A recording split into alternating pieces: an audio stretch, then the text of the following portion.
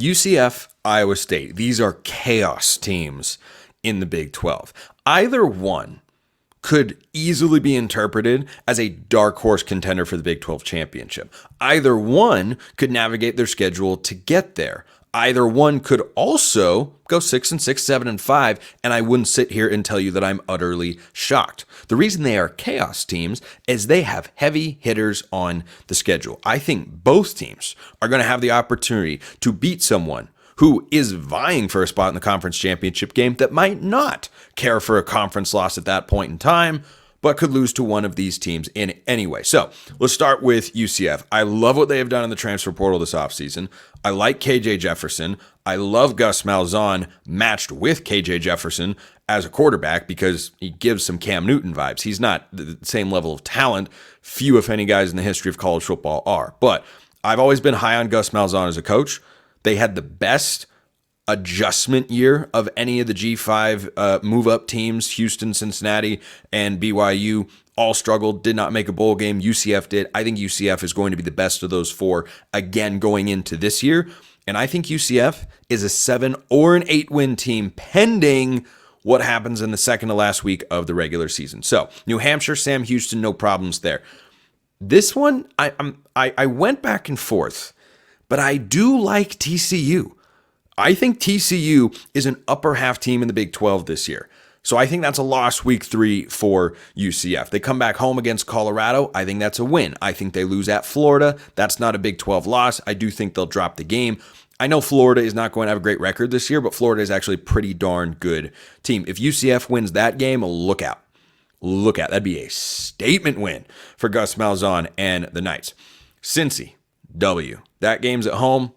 Give me UCF all day long. At Iowa State. Oh, look, the team I'm talking about later. I put them on similar footing. I have different reasons to like these teams, so I'm going with the home team in that one. We'll see if I feel differently going into the game week, but right now I'd pick Iowa State to win that game in Ames. BYU at home, for UCF, that's a win.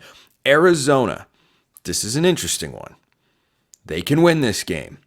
They can also lose this game. I don't have this, though, as the one toss-up that I can give to a team. I have this down as a loss. But could UCF win that football game? Yeah. Yeah, I do. I do believe UCF can beat Arizona. I think they are on that sort of level. I'm not as high on Arizona as everybody else. If you gave me a preseason top 25 ballot, Arizona would not be on it. So that's why UCF can win that game. That's another big one that they have at home. Couple of road games at Arizona State, and then the toss-up game at West Virginia. I know West Virginia fans think I don't like them. That's not the case. I just think their schedule is really hard. That game's a toss-up to me. These are two middle to upper tier Big 12 teams. It's in Morgantown.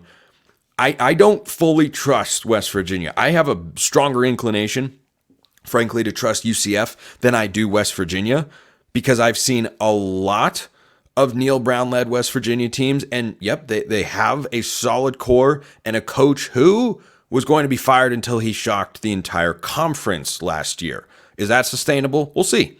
We'll see. They're not beating Penn State in week 1. I think that's a toss-up game in Morgantown. Penultimate week in the regular season. Then UCF with one of their biggest wins. This is a chaos moment. I think Utah goes 11-1 and loses this game in Orlando to UCF.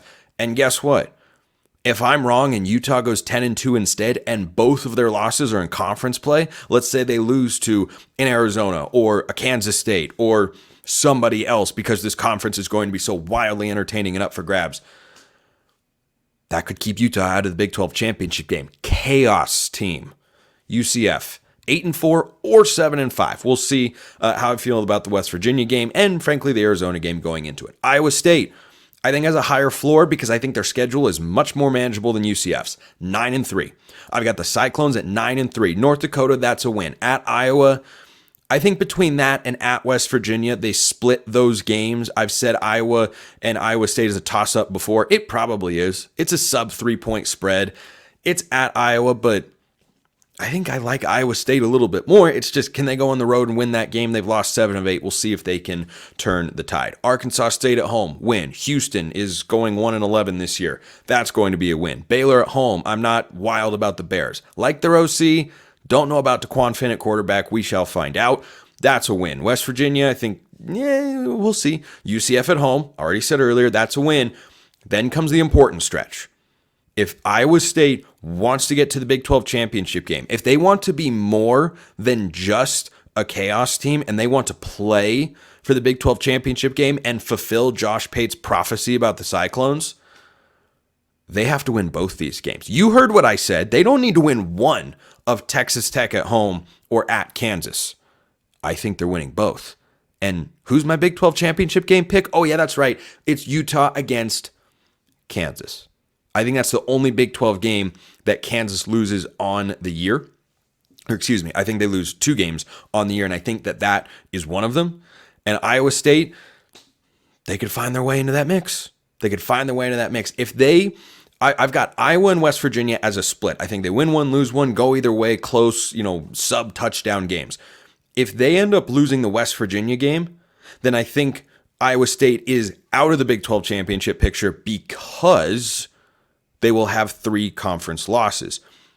But if they find a way to beat Iowa or beat West Virginia and lose to Iowa, and that's how the bounce of ball game sort of goes, then you could wind up with just 2 conference losses and 3 losses on the year. I think they win at Kansas, which is being played at Arrowhead Stadium, not in Lawrence. Texas Tech at home, I think they win. Cincy at home, I think that is a win. And I think they drop their final 2 contests of the year. I like Iowa State. I just don't like them as much as Utah and Kansas. First of all, Utah is on the road. No one's going into Rice-Eccles Stadium and winning this year. Not as long as Cam Rising is quarterback. That's not going to happen. So Utah is winning that game. Then they have Kansas State at home. That could very well determine last week of the regular season whether or not Iowa State plays for a conference championship and has the opportunity to be a top 4 seed in the college football playoff. Isn't it a crazy world? It's the one we're living in. Rocco Becht is going to have a heck of an encore to try to put on for the college football world. Some people have got big expectations for him. We'll see if he lives up to them here. But I think this is a 9-3 team going 1-1 at Iowa and at West Virginia. Lose at Utah and at home against Kansas State. And whether or not they win at West Virginia could very well determine, or the Kansas State game last week of the regular season, whether they are in the Big 12 championship game. So UCF, Iowa State, chaos teams. They play heavy hitters. They are good teams. Are they great teams? I don't know. But can they knock off a team vying for a conference championship spot and not make it there themselves? You bet your bottom dollar both the Knights and the Cyclones can do just that.